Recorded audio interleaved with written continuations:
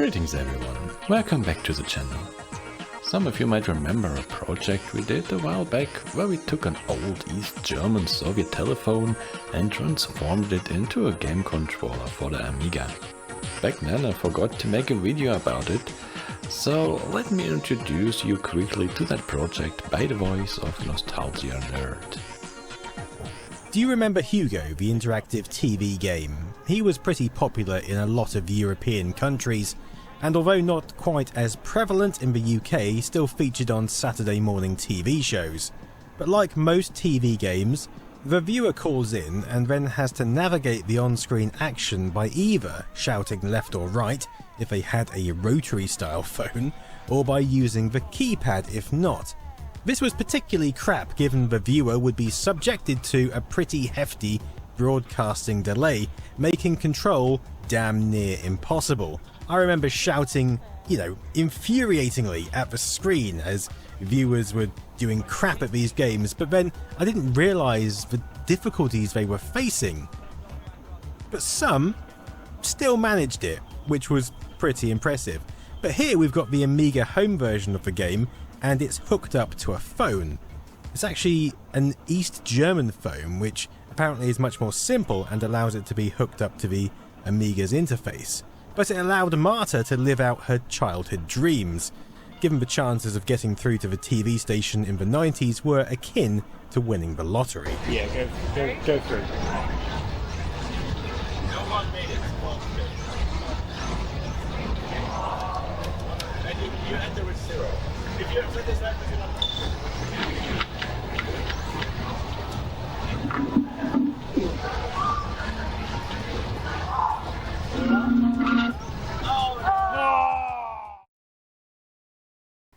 Still, it involved having our precious Amiga 1200 with us all the time, and I was pondering if we couldn't find a better solution that excludes stressing our old hardware. So I've taken it to the next level. I pondered a while, and this time I turned a classic telephone into an actual gaming console. This is the story of the Hugomat.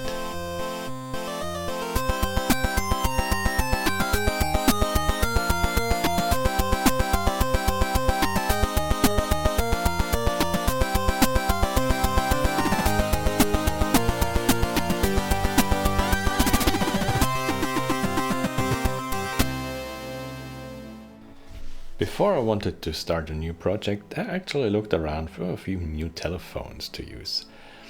The middle one is clearly my favorite from the 1982s of East Germany. The left one is from West Germany from 1978, and the special one on the right is a Chitron's telephone, made also in East Germany. This is the one I'm trying to open up now and see if I can somehow find out what's going on in there. It is powered by a 9-volt battery block and even has speakers in the earphones, which gives me hope.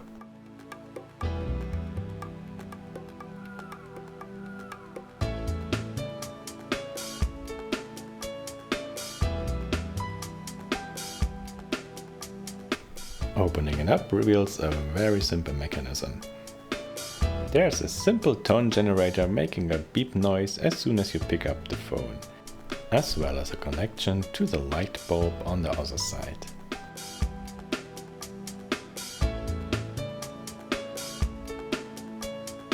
Removing the plate shows there's not actually much going on the keypad. There is no circuitry or anything that could help me routing any kind of input. After all, this is made for children, and I would have been surprised if there would be anything more. Still, I was hoping to find at least something rudimentary making some beep noises when you push buttons. Alright, let's have a look at the next phone.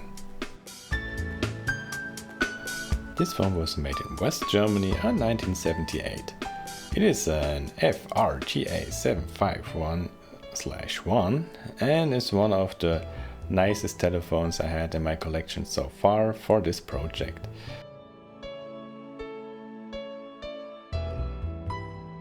As you can see, this one is already stripped out from its wires and we have a good look inside.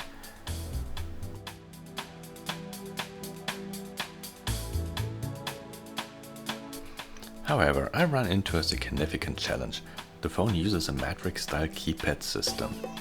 Matrix-style keypads work by connecting rows and columns of buttons in a grid, where a button press is registered by closing the circuit between specific rows and columns. This design reduces the number of individual wires needed, but it creates a complex issue for modern projects like mine.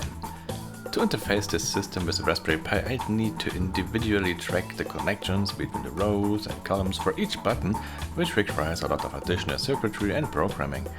Without the right components or software libraries, converting this matrix system to something usually becomes time-consuming and complex. Essentially, the matrix keypad makes it unsuitable for straightforward conversions I had in mind for this project. Because of this, I decided to purchase another vintage Soviet East German phone, which I had great success with in the past. Let's welcome to the newest addition to the project, the Grey Mouse, which was its nickname. Originally it was called the Fernsprechapparat W48 or Variant. Unlike the classic rotary dial models, this one features a keypad with extra buttons designed for accessing multiple lines as part of a larger phone system.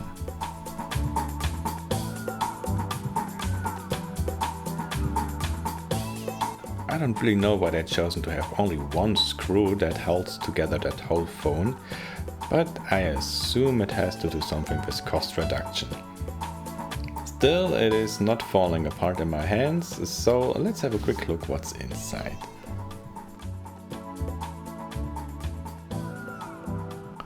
This is the controller board, roughly the size of a Raspberry Pi sitting on top of the keypad. It likely processed button presses, converting them into electronic signals for dialing. It also managed the extra buttons for accessing multiple lines and most likely generated DTMF tones for the tone-based dialing. This brings us to the keypad itself. This is the exact one I had in front of me when working on the first Hugo phone. Every key has its own pin, and as soon as you press one, it shorts to ground. And there is some oddity I like to show you on this telephone. As you can see, there are pins called ST1 and ST2. Under recent discoveries, it turns out that when you put an external voltage on those lines, you could actually turn that telephone into a spy phone. The phone turned into a microphone, and the one who controls that line on the end of the phone could record everything that has been spoken in that room. That's why those pins are now often known as Stasi pins, as Stasi was the secret agency of East Germany. After much consideration for future features, I decided to keep that little controller board that recognizes when the phone receiver is on top of the phone or not, solely because I wanted to implement something that as soon as you pick up the phone, a small voice of Hugo will greet you and ask you to put it back. Now for the final step is to figure out those extra buttons that hadn't been before on the first version of this phone. These will be used for function keys as well as the home key. Because it would be way too easy to make a simple button, the East Germans decide to make something like these. Turning them into true buttons shouldn't be as hard as I maybe imagined. Still, the mechanism is quite interesting, and it amazes me that it hasn't failed for all of these years. Of course, not everything survived the time, as well as this light bulb that needs to be replaced anyway.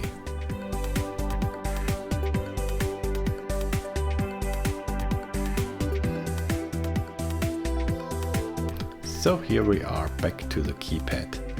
I was trying to figure out where exactly to put the Raspberry Pi inside the phone, and since I've took off the controller board, which was roughly the size of a Raspberry Pi, I figured I could use that left space to put a Pi on it.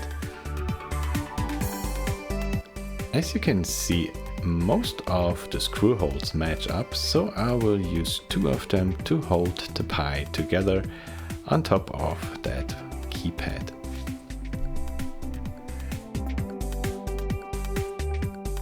The keys on that keypad were in bad condition, and I hope I can replace them in future versions.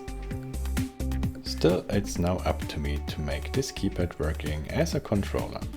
That means I desoldered all the pins that stood out so I could make more space for the Raspberry Pi. Now, things get a little more technical. In order to turn this tool into a functional directional pad, I had to make sure that the directions top left, top right, bottom left and bottom right are correctly mapped. That means that when you press top left, the buttons 4 and 2, equivalent for left and up, should be activated, while making sure that when you press 2, none of the neighboring buttons are activated, like 1 or 3. To achieve this, we use diodes that block the flow of energy into one direction only. Some of the buttons still needed a common ground, so I created that too, and then basically everything was ready to go to be connected to the Raspberry Pi. I added an insulation layer to the Raspberry Pi so it doesn't create shortcuts on the underlying circuit. This would be the almost final result. I added a 90-degree pin header to the GPIO ports and soldered all the wires directly on it because the pins were too flimsy.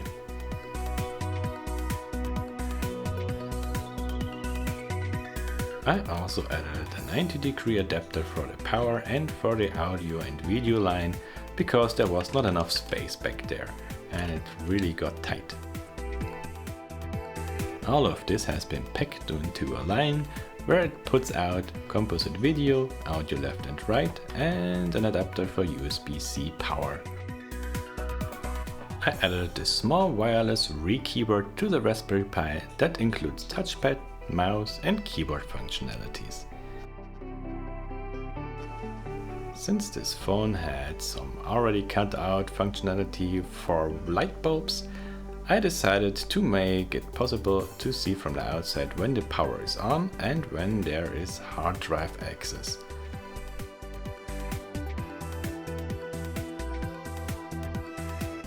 At the end, I was printing out a few labels for the function and home buttons. As of later on, I also made a few printouts for the normal keypad buttons because they are really ugly and worn off.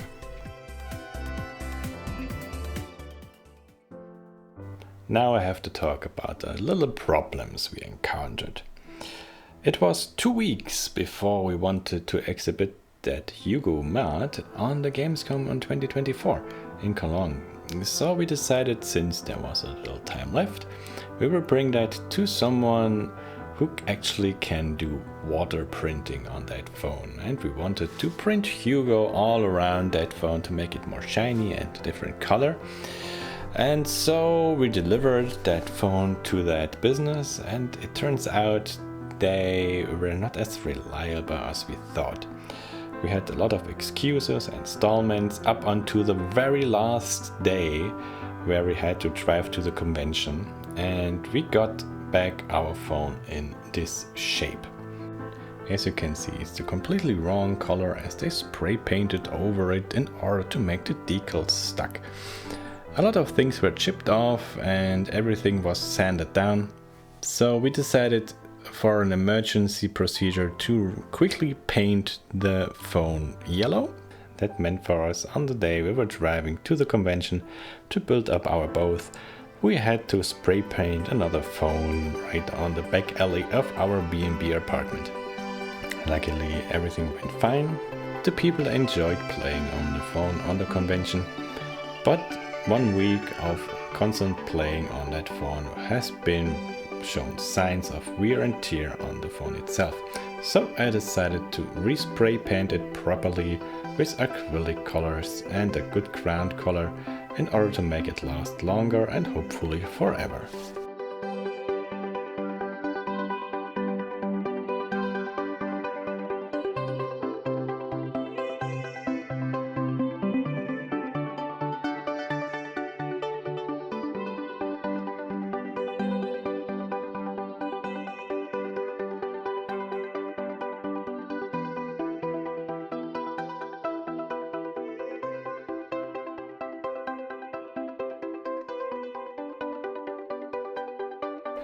Everything is correctly soldered and works fine as it was on day one, just now looking more shinier and hopefully lasts much longer. All that's left for me to do is show you now some in-game footage.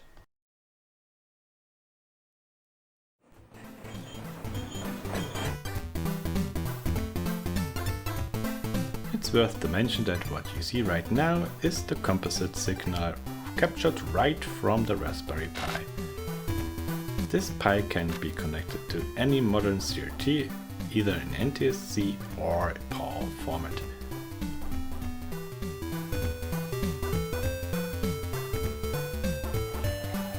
Jetzt geht es durch den Finsterwald, wo man leicht vor Bäume knallt.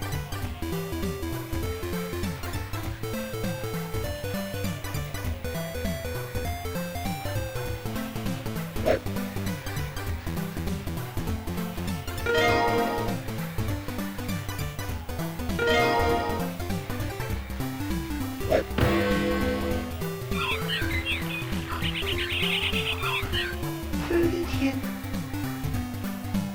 Der Schmalstirn habe ich mir immer ganz anders vorgestellt. As you can see, I've chosen Recalbox over RETR-O-MAT this time as a front end. Solely because Recalbox offers built-in driver support for GPU gameboard devices.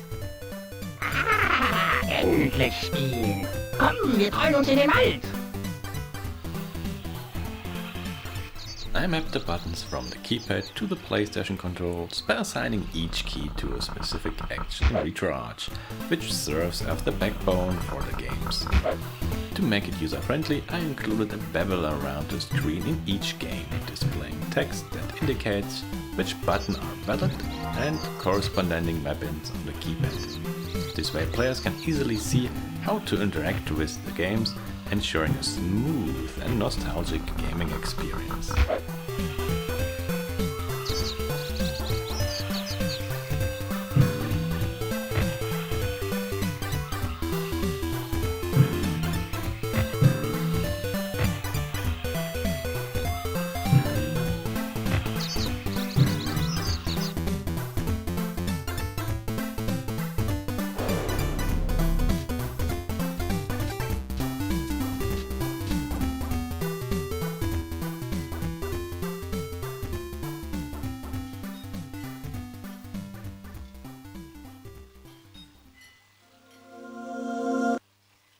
Egal, was du tust, du wirst mich nicht besiegen. Hugo, hier sind wir! Hugo, hier! Schau nur, Hugo, wen ich zu Besuch habe. Vielleicht bringe ich Ihnen ein paar Kunststückchen bei. Hallo, komm und hol sie dir. Es wird dir nicht gelingen.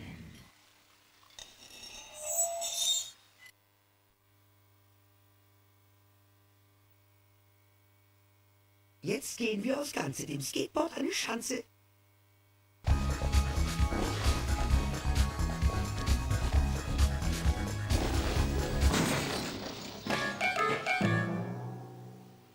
Ja, aller Anfang ist schwer.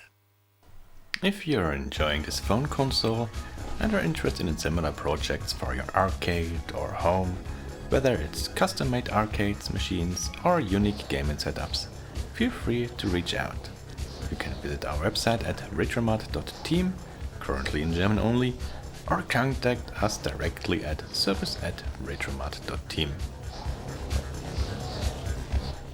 Thanks for watching. If you have any comments, suggestions or ideas for future projects, feel free to drop them into the comments below. I love hearing from you. Don't forget to like and subscribe and hit the notification bell if that thing is still a thing and you won't miss any updates. Until next time, happy gaming. Naja, jetzt aber pronto.